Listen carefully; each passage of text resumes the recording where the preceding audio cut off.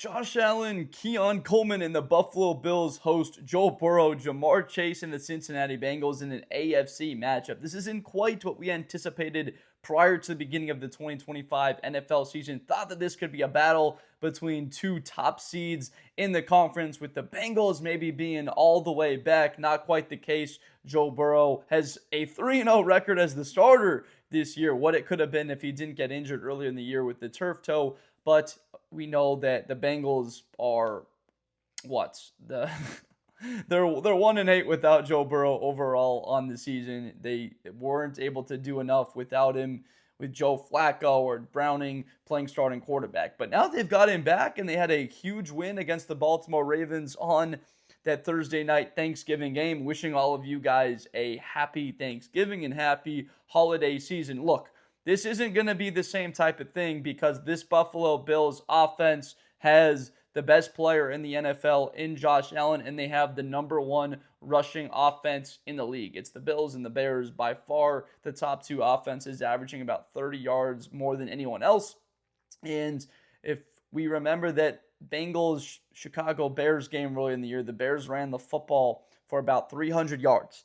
And the Bills, well, they just ran the ball for 250 against the Pittsburgh Steelers, who have a better run defense than Cincinnati. This is a horrible matchup. I know that the Josh Allen, Joe Burrow narrative, and that's going to be talked about quite some bit, but in reality, it's James Cook versus the Cincinnati Bengal defense that might not even have Trey Hendrickson on the field, their best defensive player. And then offensively, to help Joe Burrow in that offense, look, Tee Higgins is in the concussion protocol. Is he even available to put out one of the best weapons at wide receiver in the league, especially in contested catch situations? So this is a very tall task, especially on the road.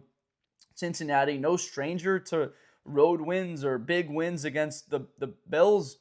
The divisional round game a couple years ago, blowing them out in the snow, was a massive surprise for many of us. And they are going to have confidence. Certainly, their starting quarterback is back, and they've got a win. They're 3-0 with him on the season.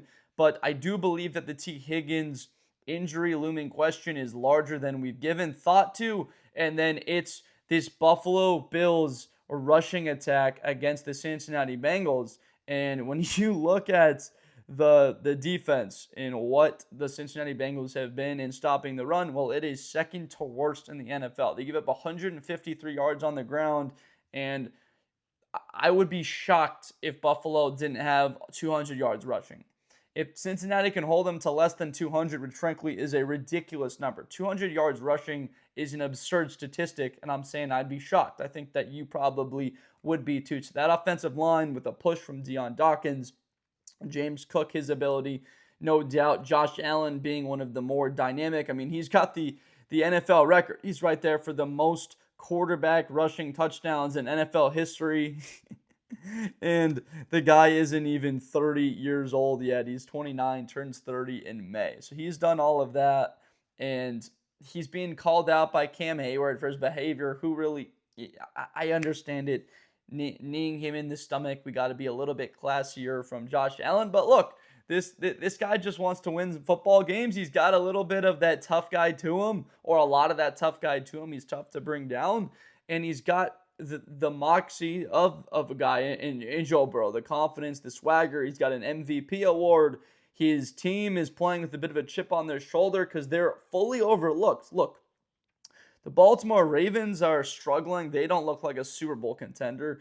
The Kansas City Chiefs, if they lose one more game, they will be out. They have to beat teams like the Chargers. They got to beat a team this upcoming weekend like the Houston Texans. They're fully on the brink. They lose another game. 10-7 does not cut it for a Chiefs team that lost to Buffalo, that would have a potential loss to Houston or to the Jacksonville Jaguars, to the Chargers. Like, there's just not a path for Kansas City unless they win out their next 5 games to get into the NFL playoffs, because maybe you have the same record, but because of the tiebreakers and the head-to-head losses, you don't get in. So how do the Cincinnati Bengals pull the upset on the road when they are big underdogs? They're 6-point underdogs. If you would have told me before the year that it was -6 in this spot, I would have thought maybe even the Cincinnati Bengals would be maybe a point, 2.5 point underdogs. That -6 is a little bit low in my opinion.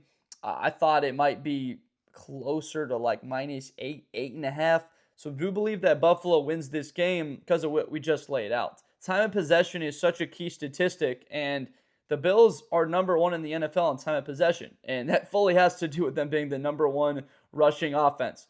33 minutes a game, and the Bengals, to their discredit in predicting this one, they are fourth worst in the NFL in holding on to the football, 28 minutes a game. That's a 5-minute a game difference between these two teams. And so if this just goes to where the teams have played throughout the year, and look, the Bengals could come out and have a lot of success, but that most likely looks like Ja'Marr Chase has 11 catches for 143 yards and a touchdown, maybe even two. That's 40 attempts for Joe Burrow. That's him in the pocket behind not a good offensive line. Him getting sacked most likely 3 or 4 times. That's incompletions. That is less time in possession. That puts Josh Allen and that rushing attack back on the field, which, by the way, is still a top 5 scoring offense, 28 points a game, and is second in the NFL in yards a game with 381 because of their MVP quarterback. This is one of the more locks that I've had on the season where I have full confidence going into this matchup. Joe Burrow could throw for 350 yards and 3 touchdowns, and they could still lose this game 41-37. They've already lost games this year, like the Jets game, where they're scoring over 30, or the Bears game, where they're scoring 40 points and still find themselves losing that one because the defense has been that poor. And where is the example? Where is there anything to point to on this Cincinnati team that gives you confidence that they will shut down the Buffalo Bills attack that's been great the whole year? The Baltimore Ravens rushed the football for 5.5 yards a carry last week. 123 yards on the ground, only 22 carries. But again, that was Henry, Lamar Jackson with success. The Ravens should have gone to that a little bit more. There were a couple fluky turnovers in that game, the touchback, the fumble. So that's the type of game I give full credit to Cincinnati. I'm not taking anything away. That is a very tough place to go and win in. The Ravens had won 5 games in a row. A Lamar Jackson, 2-time MVP quarterback, a Ravens defense that had been playing better with Marlon Humphrey, Kyle Hamilton, Roquan Smith, all pro level players, and they go drop 32 points. It was impressive, but again, some flukier plays there, and looking at them not being able to do a great job against the run, now playing Buffalo, who did it against Pittsburgh, it does not bode well for Cincinnati to be in this game. They could stay with them for a half, but over the course of 3-4 quarters, once the offensive line for Buffalo starts to get a real push and question the manhood and the physicality of Cincinnati Bengal defenders, it really becomes a massive issue. There's no team that's more disappointed with their edge alignment before the season with Shemar Stewart, first-round pick, and Trey Hendrickson. The issue is going into the year, it was a major concern, and without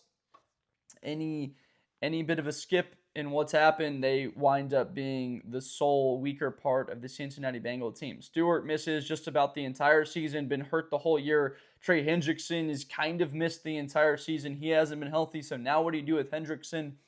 He's an upcoming free agent, so it's not like you can trade him because he's going to be a free agent. You don't currentently retain the rights to him, or you got to pay him somewhere around $35 million a season. That's a 30-plus-year-old edge defender. And Stewart, what's his status going to look like going forward here? So a whole mess with this Cincinnati team that points towards Buffalo coming away with a really big win. Look, my initial prediction here is 32-23, 2-score game, a 9-point difference. I think that could be a late score for Cincinnati. It still is a very high-powered attack. Joe Burrow is tough. I just don't see Joe Burrow having the football more than 25 minutes in this game with Cincinnati and their whole style going into this matchup being towards Burrow's back. We're going to air this thing out. This past week against the Ravens, we ran it pretty well, 128 yards. But against Buffalo, you're not going to have that type of success on the ground running it against the Bills and this defense. So I think it matches up fairly well for Buffalo. We've talked all about that. So 32-23, Buffalo Bills get the win and move to 9-4 on the season, trying to keep pace with the New England Patriots. All the more likely than not, it's just too much.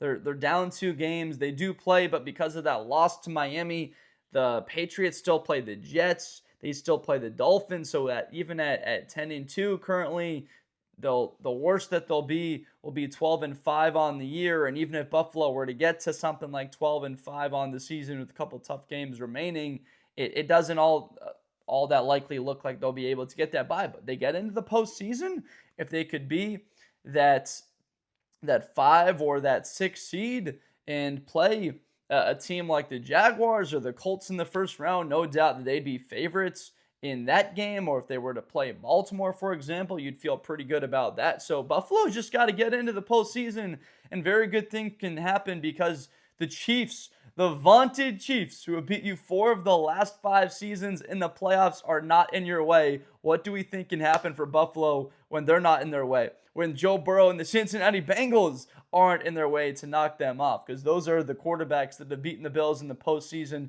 the last 5 years. It's been Mahomes 4 times, and it's been Burrow once. So without those guys in the way of Josh Allen, who knows? Even a Buffalo Bill wildcard team could be one of the teams that you really think could get into that AFC title game and might even find themselves going to New England with a chance to get it done. And it's Josh Allen versus a young quarterback. So we're getting a little bit ahead of ourselves, but you start to look ahead, and it is bright. It is exciting for Buffalo. And this might be just as good of a year, truthfully, as any for them to get finally to that Super Bowl with Josh Allen, as opposed to other years where they had the number 1 defense in the league a couple of seasons with those matchups and fallen on short against Mahomes this season, maybe even with a wild card spot because of not having that matchup that's not been great. They could have just as good of a chance at any of those seasons. So things are looking up for Buffalo. For Cincinnati, unfortunately, this season was a full-on disaster. The health of Joe Burrow is a concern moving forward. But look, if he's healthy going forward here,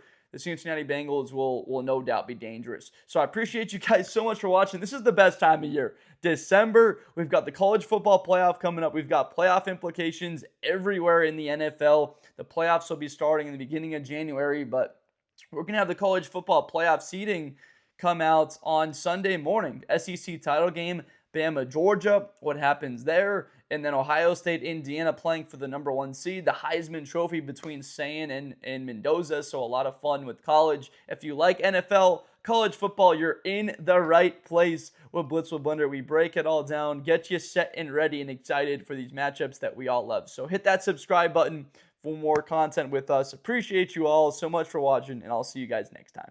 Thank you. Best player in college football. That Georgia and Ohio State game, New Year's Eve, is going to be a classic. Josh Blender, hi everybody, I'm Josh Blender. To the 40, 35, 30, Espinosa to the 20.